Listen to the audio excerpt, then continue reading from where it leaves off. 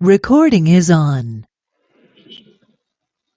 Boa noite, boa noite. Hoje é nosso encontro sobre parentificação e vamos entender o que é a parentificação, que ela ocorre em várias famílias.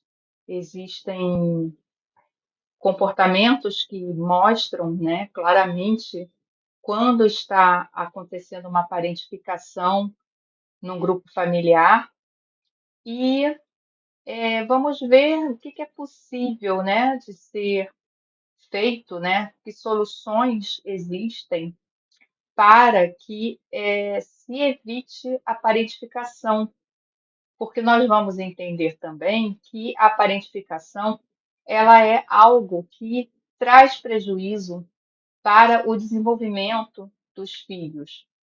Então, em primeiro lugar, é definição de parentificação. A parentificação é quando um filho assume o lugar de pai.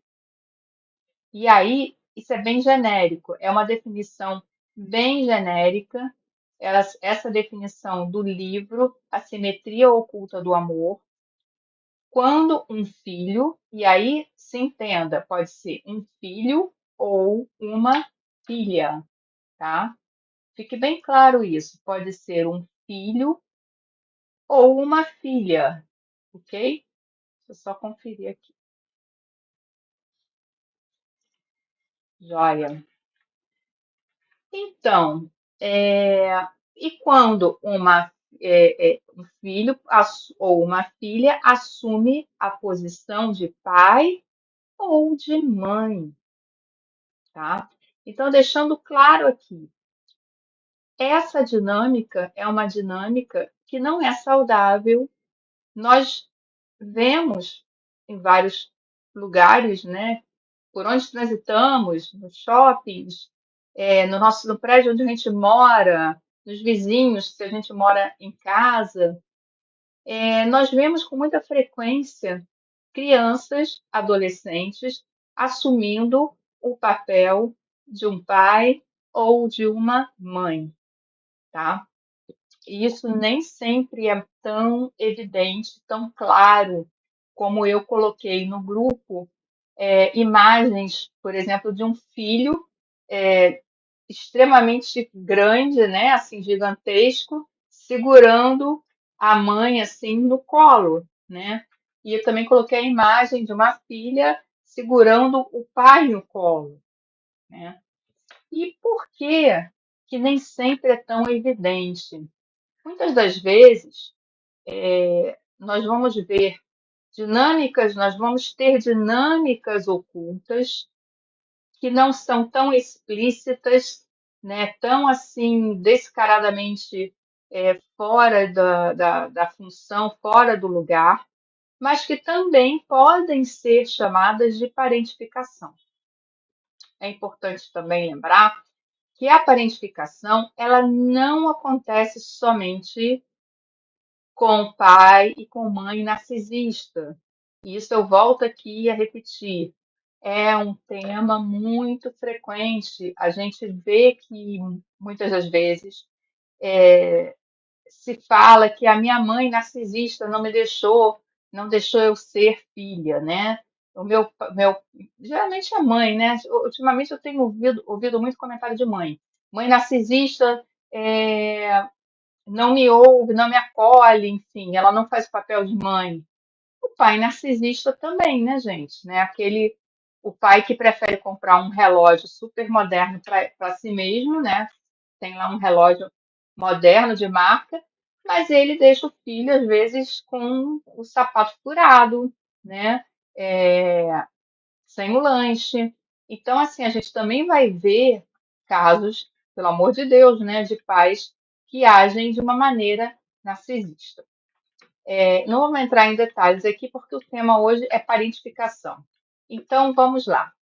Quando um filho está fora do seu lugar e ele está assumindo o lugar de um pai ou de uma mãe, como? Através de comportamentos. Essa é a maneira explícita de você. Você tem uma parentificação explícita e clara, né? Quando um filho, por exemplo, está cuidando do seu irmão mais novo, ele está alimentando o irmão mais novo, ele está assumindo as despesas da casa, tá? Quando na verdade existe o pai, existe a mãe, mas o filho de 14 anos de idade, por exemplo, está trabalhando para sustentar a casa, tá? Isso é uma parentificação, porque na verdade os pais não estão dando conta de fazer o sustento das próprias despesas do lar, né? Então, a sistêmica familiar entende que os pais, eles são soberanos diante dos filhos, tá? Não é que eles saibam mais que os filhos, mas é porque eles vieram antes dos filhos. Imagina se existiria um filho sem ter existido antes uma mulher e um homem que se encontraram e que juntos decidiram ter um relacionamento, ainda que tenha sido temporário, tenha sido um relacionamento passageiro, um relacionamento que durou uma noite apenas, mas foi um pai e uma mãe, um homem e uma mulher, que juntos acabaram gerando um filho. Então, não tem como a gente dizer que o filho que veio depois, ele tem capacidade e condições de assumir a família. Na verdade, olha, aí, não é lógico, né? A gente tem até o exemplo, o simbolismo de uma fonte, né? É aquelas fontes que tem o chafariz, né? Que tem aqui uma parte aqui, vamos dizer assim, tem uma bacia assim de água, depois cai mais para cá, depois cai em outra bacia, então a fonte vai jorrando água de cima para baixo, assim também é o nosso sistema familiar. Nós tivemos os trisavós, os bisavós, que geraram os nossos avós, que geraram os nossos pais. Então, hoje, se nós temos filho ou filha ou filhos, né, nós devemos ter consciência de que a nossa posição é uma posição anterior, é uma posição hierarquicamente superior à dos filhos e nos comportar como tal. Às vezes, as carências dos pais, elas vão falar tão alto que os pais vão acabar passando para seus filhos papéis que não lhes pertencem, que não deveria pertencer, que eles não deveriam estar cumprindo, que eles não deveriam estar agindo daquela maneira. Então, é preciso também ter muita atenção quando se é pai e mãe, para não cair na armadilha de transferir alguma carência que se tenha para seu filho e sua filha. Bom, eu vou pegar agora o livro do Bert Hellinger, A Simetria Oculta do Amor. Para quem não vai assistir hoje, tá sendo gravado, tá? Vamos ver aqui que eu deixei marcadinho, né? Vou terminar um pouquinho mais cedo hoje. Então, olha só que interessante. Ele dá a definição da parentificação, né? Que eu já falei, quando um filho assume a posição de pai. E isso, às vezes, esse padrão de assumir a família, isso pode vir de gerações para trás, isso pode ser um padrão repetitivo muito sério e muito danoso, porque existe uma psicóloga americana, se eu não me engano, chamada Melanie Klein. A Melanie Klein, ela se debruçou no prejuízo, sobre o prejuízo que existe quando uma pessoa, um indivíduo, não vive aquilo que ele deveria ter vivido na fase específica da vida. Então, ela se debruçou sobre isso e ela verificou que o trauma, ele não é só sobre aquilo que uma pessoa viveu. O trauma é também sobre aquilo que uma pessoa não pôde viver e deveria ter vivido na fase correta. Então, por exemplo, uma criança que não conseguiu brincar, que não conseguiu estudar, que teve que largar os estudos para ajudar em casa, sustentar em casa, a casa, essa criança ela passou por um trauma, sim. Ela não viveu a fase que deveria ter vivido. Um adolescente que, por ter que cuidar dos seus irmãos, ele não pôde viver o primeiro romance, né? Aquela paixão de adolescência, o primeiro beijo, ele também está diante de um trauma, de algo que ele deveria ter vivido e não viveu. E a parentificação ela traz muito isso, ela traz para o filho, a criança, o adolescente, a situação de não poder viver aquilo que deveria viver, né? Ah, o Bert ele dá um exemplo aqui de uma mulher que ela tinha um ressentimento muito grande contra a filha. Boa noite, Estela. Boa noite.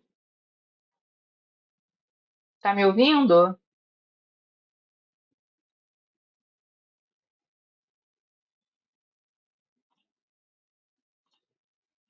Bom, eu já comecei um pouco, a parte inicial, você volta depois, eu vou deixar gravada e vou colocar o vídeo eu vou colocar o link do vídeo amanhã no grupo de WhatsApp. Bom, o que que acontece aqui com a parentificação, né? Nós vamos nos deparar, deixa eu só ver aqui.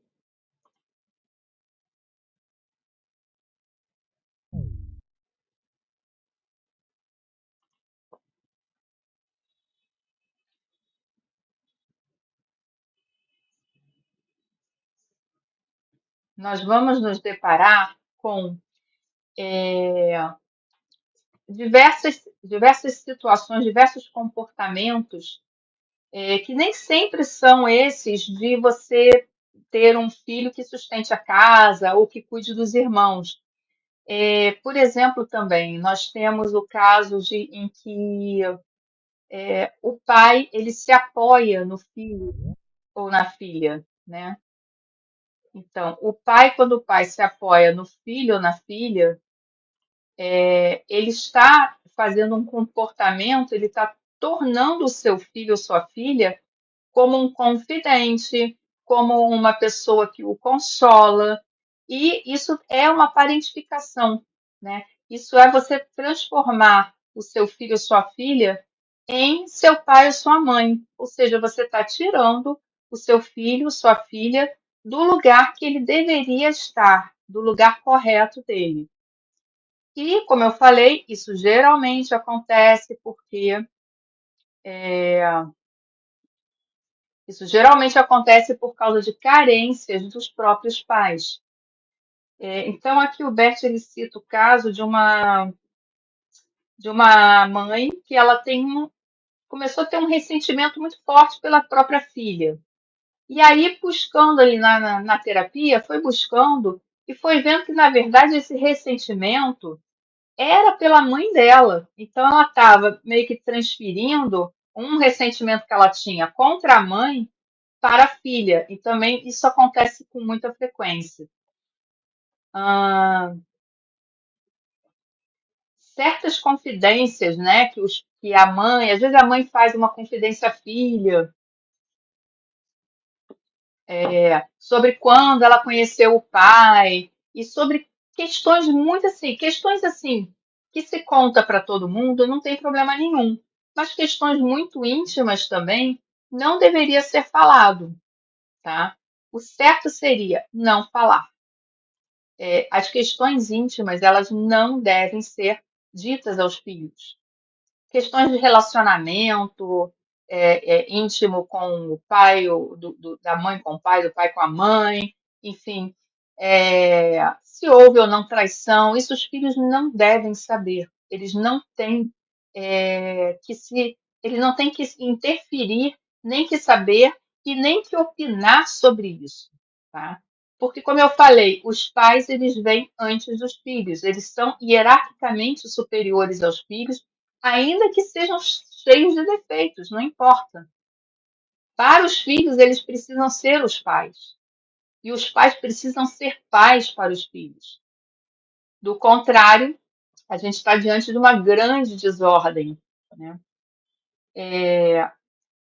Então, eu vou ver aqui, eu vou ler aqui um caso e, e, e voltando aqui da parentificação, né? Consequências de uma parentificação, né? Simplesmente os filhos eles se veem fadados a fracassar de alguma maneira na vida.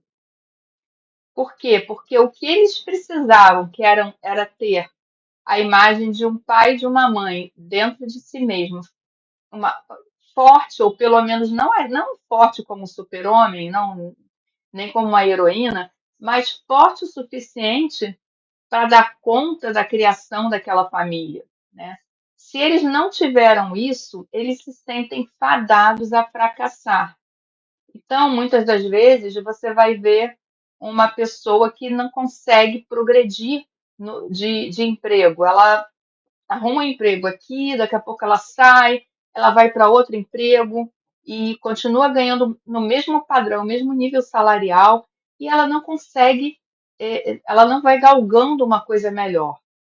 Por quê? Porque ela se viu ali presa quando criança ou quando adolescente num papel que não era o dela.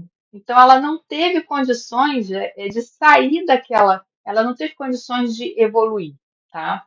Pouquíssimos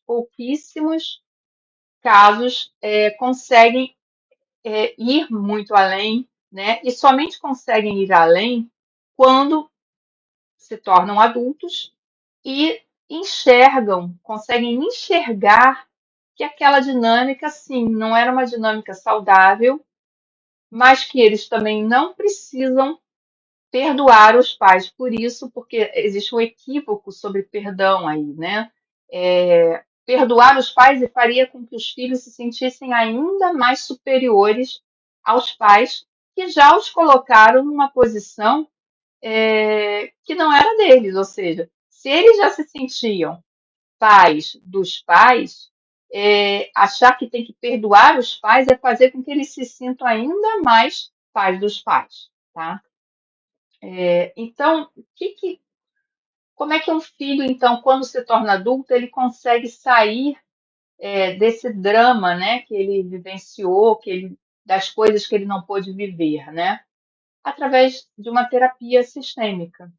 Ele vai conseguir olhar para aquele pai, olhar para aquela mãe e aprender a receber, ainda que não tenha sido perfeito, ainda que não tenha sido, ainda que tenha tido muitos pontos negativos, ele vai olhar para os pais como a ponte através da qual é possível a vida, ou seja, a vida dele, do filho, só foi possível porque houve aquele pai e houve aquela mãe.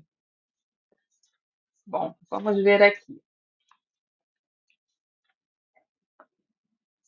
Eu já falei aqui do vazio emocional, né? Muitas das vezes os filhos acabam preenchendo um vazio emocional dos próprios pais. E, e é claro que a gente vê que hoje nós temos recursos de terapia, nós temos as conversas, nós temos as redes sociais, né? As coisas estão muito mais abertas e fluem de melhor maneira. Mas há 50 anos atrás, há 100 anos atrás, né, não havia essa questão de fazer terapia, e não havia essa questão de olhar para se conhecer, o autoconhecimento. Então, houve muitos equívocos na criação de filhos, sim, né? E em famílias numerosas, isso era muito frequente,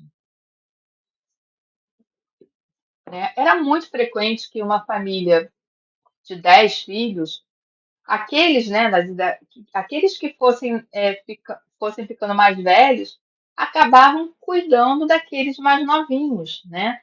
Como se fossem os pais deles. Na verdade, eram irmãos, né? E aí, isso tudo é muito interessante quando a gente olha até num exercício de constelação e coloca representantes, e a gente vê como isso foi ruim para aquela filha, por exemplo, que era a mais velha de 8 irmãos, né? Ela acabou vendo cada um deles nascer, ela cedeu o espaço dela para cada um daqueles irmãos, e dos mais novos ela ainda exerceu o papel de mãe, né? Quando na verdade havia uma mãe ali, só que uma mãe ocupadíssima, né? Muitas das vezes uma mãe até doente, e essa jovem acabou sendo mãe dos próprios irmãos, né? Eu participei de uma constelação na qual uma moça, né, uma senhora, enfim, ela levou uma questão dela particular, mas que estava diretamente ligada ao fato de ela ter sido a irmã mais velha de uma família muito numerosa, né? O pai dela era militar, a mãe dela era dona de casa, e o pai dela, na constelação, olhava para ela, o pai dela desconsiderava a esposa, tá? Isso ficou muito claro, assim, quando ele olhava para a representante da esposa, ele não queria ele não queria saber. Mas ele olhava para a filha mais velha como se ela fosse a esposa, a mãe dos filhos. E aí a solução ela vai acontecendo ao longo da constelação, né?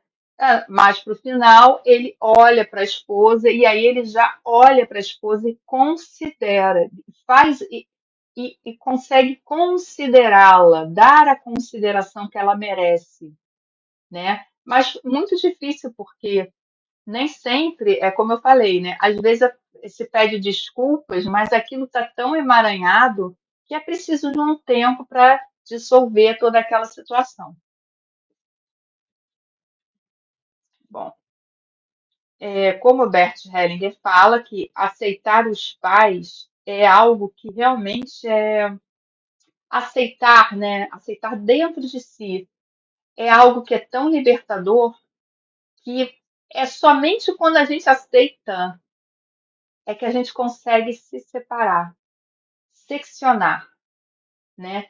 Então, vamos dizer, se você teve um pai muito ruim, muito castrador, muito exigente, que não te deixava fazer quase nada, se você conseguir aceitar, tomar esse pai do jeito que ele foi,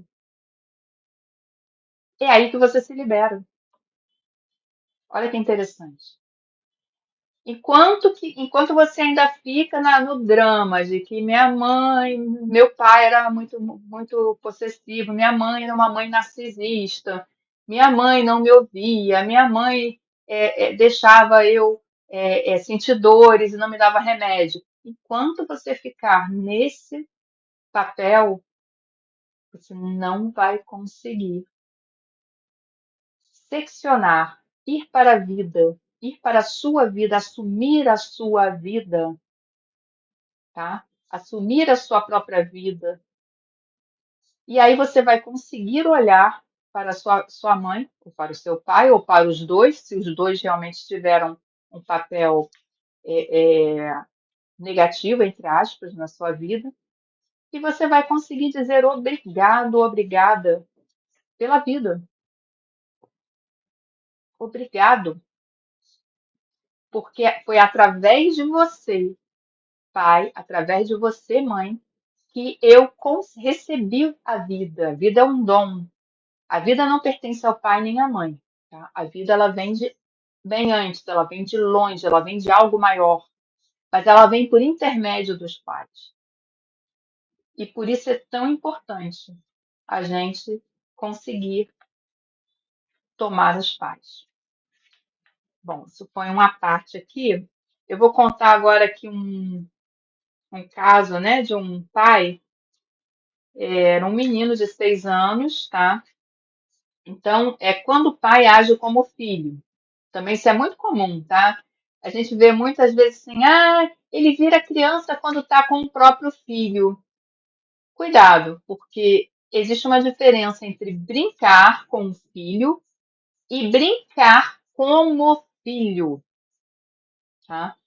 Aquele pai que perde a noção total, sabe? Assim, o SN sem noção, tá? Quando se junta com o filho, que se lambuza igual ao filho, ele, na verdade, ele não está agindo tão bem assim, não, tá? Então, vou contar aqui um caso real.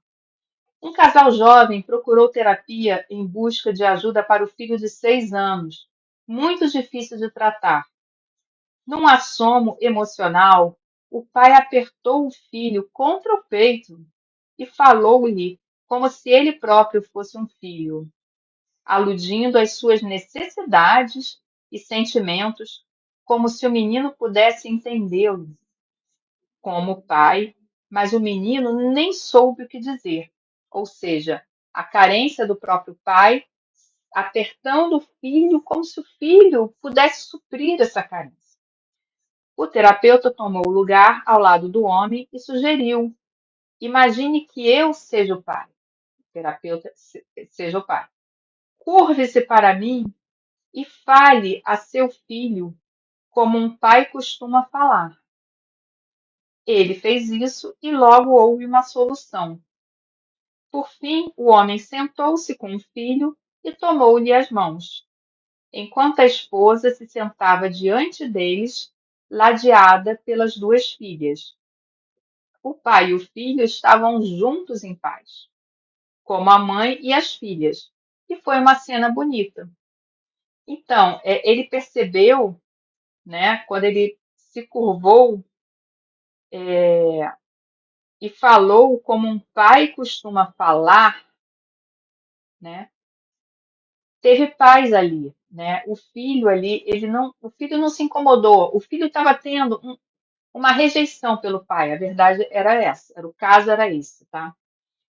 Porém, quando ele vamos dizer assim, se desfez, se esqueceu, enfim, voltou àquele comportamento anterior e resolveu se deitar no chão e rolar e brincar, ainda que alegremente com o menino, mas ele se igualou ao filho naquela brincadeira. Não é o problema da brincadeira, é a maneira como ele brincou, se fazendo como se fosse uma criança, né? O que aconteceu? O menino ficou encolerizado e abandonou o recinto. O terapeuta, que ouvira a conversa, notou que a criança se enfurecera tão logo o pai voltara à sua conversa infantil, perturbando de novo a ordem. Ou seja, o que aconteceu aqui? O filho queria um pai. O filho não queria um irmão. Entenda uma coisa, assim, a gente quando tem um pai ou uma mãe, a gente quer que eles exerçam a função de pai e a função de mãe. A gente não quer um igual, né? Isso acontece muito entre mãe e filha, muito comum da mãe fazer confidências à filha, desabafar sobre o relacionamento dela com o pai. Não, não façam isso se vocês forem mães e tiverem filhas adolescentes ou ainda filhas adultas, as filhas não querem saber disso. Estão com problema? Vão fazer terapia. Vão procurar as suas amigas da mesma faixa etária e conversar. Os filhos não são confidentes. Isso estraga a vida dos filhos, tá? A mesma coisa se um pai resolve desabafar com o filho que não está sendo muito bem tratado pela esposa. Não! O filho não é seu confidente, ele é seu filho. Ainda que ele já esteja adulto, não é. para confidenciar coisas íntimas. Procure seus amigos, procure um terapeuta, procure um médico. Não estrague a vida do seu filho. Bom, vou pegar aqui também desse livro aqui, Ordens do Amor. Aqui eu coloquei, né, no grupo, o caso daquele do Léo, né? O Léo, ele levou para o Bert Hellinger a questão, né? O Léo, ele era um participante de um workshop que o Bert Hellinger estava fazendo ali, não sei se na Alemanha, mas ali na Europa, e ele cuidava ele sentia a obrigação de cuidar dos pais, tá? Isso também é um outro ponto, tá? Às vezes, os pais nem sempre colocam os filhos na posição de cuidadores dos pais, mas os filhos se colocam muitas das vezes nessa posição, achando que precisam cuidar do pai e da mãe. Às vezes é necessário realmente, a gente precisa aqui abrir uma exceção, né? Quando a gente vê um pai que realmente está doente, né, viúvo, morando sozinho e não está em condições de cuidar de si mesmo, é preciso, muitas das vezes, a interferência de um filho e de uma filha. Mas essa interferência ela tem que ser muito cautelosa, ela tem que ser dentro de uma certa ordem para não tornar a situação mais constrangedora ainda e mais sofrida ainda. Então, tem que ser visto de diversas maneiras, né? Se esse pai ficou doente e está viúvo, será que não tem alguém que possa ficar com ele, né? E aí vem a questão dos cuidadores, né? Por que o cuidador, às vezes, é uma saída positiva para algumas famílias, tá? Por quê? Porque ele não é uma pessoa que está vinculada, vamos dizer assim, emocionalmente, né, ao ponto que está um filho ou uma filha. Então, isso não significa que o filho vai deixar de visitar o pai, que vai deixar de levar, por exemplo, alguma coisa para ajudar. Não, não, porque meu pai eu não vou ajudar mais. Também não é isso, não, tá? Muito cuidado, porque parentificar é você se sentir como pai e como mãe de seu pai e de sua mãe. Mas você pode ajudar os seus pais e não se sentir parentificado, tá? Você pode levar coisas, levar um bolo para sua mãe. Isso não significa que você se tornou mãe da sua mãe, pelo amor de Deus, tá? Aqui a questão é a seguinte, é que ele se sente como na obrigação de fazer a mediação entre os pais, porque os pais dele viviam sempre brigando, é o que ele se lembra disso. Então ele, o Léo, né, ele é um psiquiatra e ele leva essa questão pro Bert Hellinger, né, que a vida dele é muito feliz, satisfatória, ele é casado, ele tem 2 filhos, mas com os pais ele tem a justificada sensação de ter mais 2 filhos. Aí entra o problema. Aí ele sente que os pais são filhos dele. E aí que o Bert interfere e fala assim: você me parece orgulhoso, seu modo de falar é orgulhoso. Por que o orgulho, né? Porque quando a gente se sente pai do nosso pai ou da nossa mãe, a gente está sendo arrogante, a gente está arrogando um papel, uma função que não é nossa. Olhe para a sua mãe, ainda que doente, ainda que precisando de cuidados, atenções, que ela não consiga caminhar com pressa, porque é da idade, é natural isso, que aconteça isso. Olhe para ela, mas olhe para ela como filha. Você, filha, e ela, mãe. Não olhe para ela como mãe dela. Ela já teve uma mãe. Ou bem ou mal, se a mãe dela foi boa, se não foi, ela não precisa de uma mãe, tá? Então, é esse cuidar dos pais, cuidar da mãe, cuidar do pai, ele precisa ser na posição de filho. né? Se você é um neto, por exemplo, que quer cuidar da sua avó, deixa ela falar, deixa ela fazer uma besteira que para você parece besteira, né? Para você parece assim, ah, ela trocou o chinelo, colocou o pé direito no pé esquerdo. Deixa, não fica corrigindo a sua avó, não fica corrigindo seu pai, sua mãe, só porque eles estão doentes com Alzheimer ou com, enfim, com doenças mais graves, né? Também, não que o Alzheimer não seja grave, mas assim, doenças que podem levar rapidamente a um falecimento, como câncer, né? Então, voltando à história do Léo. O Léo fala o seguinte: às vezes não sei em que medida também sou levado a isso por minha família. Meus pais estão brigados desde que os conheço, se bem que jamais admitiram esse termo brigados. Em algum momento no passado eles se gostaram, mas desde que os conheço tenho sido um mediador entre eles. Ao perigo. É o filho que fica tentando juntar pai e mãe. Assim. Deixa os pais brigar. Assim, é problema deles.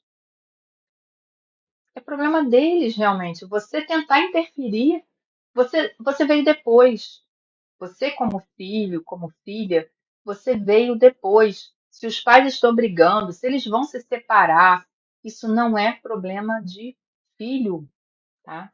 Continuando aqui. Aí o Bert Hellinger falou para ele: olha, você está querendo me seduzir para que eu concorde com a sua interpretação e assuma o seu ponto de vista. Mas se a sua interpretação fosse correta, o problema estaria resolvido. O fato de não o estar mostra que a sua interpretação está errada. E aí ele pergunta: você quer a solução? E aí ele faz uma cara, o Léo faz uma cara de quem assim não gostou muito do que ouviu. Porque na verdade, gente, e esse é o desafio de toda a terapia, da constelação, a gente vê isso claramente. A maioria das vezes a pessoa não quer a solução, ela quer continuar naquele papel a que ela se arrogou e não quer sair daquilo, por quê? Porque ela não quer ser humilde. E ser humilde é o único caminho para conseguir enxergar que ele aqui, no caso, ele é filho, ele não é pai dos pais, né? E aí mas aí ele começa a dar o braço a torcer, né? É, esta questão com meus pais é um tema para mim porque tem se agravado muito. Mas aí ele fala, mas também sou teimoso e não desisto. Então, olha só que interessante, né? A gente vê que as pessoas sabem que estão fora dos seus papéis, né? Quando se tornam adultas, conseguem enxergar que elas estão fora do seu papel, mas ainda assim elas continuam. Por quê? Porque é muito difícil você sair de um papel de arrogância e ir para um papel de humildade. Entretanto, ir para um papel de humildade vai dar ganhos que você não tem quando você está num papel orgulhoso, né? Então, quando você está se sentindo mãe da sua mãe, quanto orgulho! Eu sou mãe da minha mãe. Eu faço isso, eu faço aquilo para ela. Não, tá? Não. E aí eu vou contar aqui rapidamente, antes de encerrar, que hoje eu vou encerrar mais cedo, o que eu aprendi quando eu precisei cuidar da minha mãe, né? Em 2004, minha mãe descobriu uma leucemia. Aparentemente era uma leucemia que poderia ser curável, tá? Embora ela já estivesse numa idade mais avançada, com 71 anos, mas em alguns meses ela se mostrou um pouquinho mais agressiva. E no início, eu realmente vi minha vida assim virada de ponta cabeça, porque os pacientes, né, que têm imunodepressivos, né, que precisam de cuidados, né, de você não não é qualquer objeto que você tem que desinfetar, você tem que ter o local muito limpo, porque a imunidade baixa muito. Então, assim, o que eu posso dizer aqui? No início, realmente é uma mudança muito radical. A gente não consegue se posicionar muito bem, mas com o tempo, deixar que a minha mãe fosse mãe, entende? Ou seja, se ela não queria comer uma determinada coisa, não era eu que iria forçar, né? É, se ela, por exemplo, quisesse cozinhar, apesar de mexer em legume, né, vindo da feira, sei lá quem é que mexeu naquele legume, e podia ter micróbio, coisa e tal. Gente, era muito mais importante para ela cozinhar do que é, ficar, vamos dizer assim, estou extremamente protegida de todas as coisas, mas também não estou fazendo nada, e não estava se sentindo na função de uma adulta. Na verdade, ela nunca deixaria de ser, né?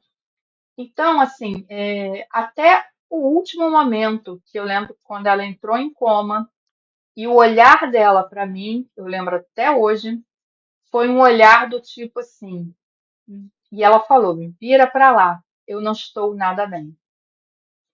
O que ela fez ali? Ela me protegeu. Então, até no último momento, antes de entrar em coma, ela agiu como mãe, tá? Assim, essa lembrança que eu tenho, embora assim, eu parei um pouco a minha vida, não totalmente, mas um pouco. Com o tempo, a gente procura rede de apoio, tem os primos, tem os irmãos. Às vezes, os irmãos não ajudam tanto, às vezes ajudam o que podem. Às vezes, você não tem irmão, então você pode, né, pedir para um tio, uma tia, enfim. É muito importante isso também, você saber dividir esses momentos difíceis de cuidar de pai, de cuidar de mãe, né? Então, esse foi o aprendizado que eu tive. Até quando ela estava quase morrendo, ela não queria deixar o seu papel de mãe, tá? Guardem isso, que é muito importante, né? A gente ter humildade de reconhecer que essa ajuda, né, é uma ajuda que precisa ser cautelosa, precisa ser uma ajuda que vem de quem é menor, né? A gente é menor do que nossa mãe e nosso pai, né? Eu sei que é muito difícil a gente ver um pai, por exemplo, com Alzheimer, esquecendo o nosso nome, esquecendo das coisas como as coisas funcionam, enfim. Mas quando você estiver naquele papel de ajudar, de cuidar desse pai, seja filho, seja filha, né? Não sai desse papel de filho ou de filha, tá? E vai passar. Então, assim, esse momento difícil, ele vai passar. Isso é uma fase da vida que pode acontecer ou pode não acontecer. Isso depende muito, né? Se nossos pais vão ser saudáveis até o fim, e acontece, né? Muitas pessoas têm uma longevidade, né? E os filhos, na verdade, não precisam ter essa grande preocupação de cuidar. Mas se acontecer, continuem no papel de filho, de filha. Isso é muito importante para o próprio pai e para a própria mãe. Bom, eu vou parar por aqui hoje. Esse encontro vai ficar gravado, tá? E o próximo encontro vai ser daqui a 15 dias, tá? Deixa eu ver, 17. Vai ser dia 31 de julho? Acho que sim. Eu vou ver direitinho aqui na agenda, eu coloco lá no grupo do WhatsApp, tá bom? Então, um grande abraço para vocês e até o próximo encontro.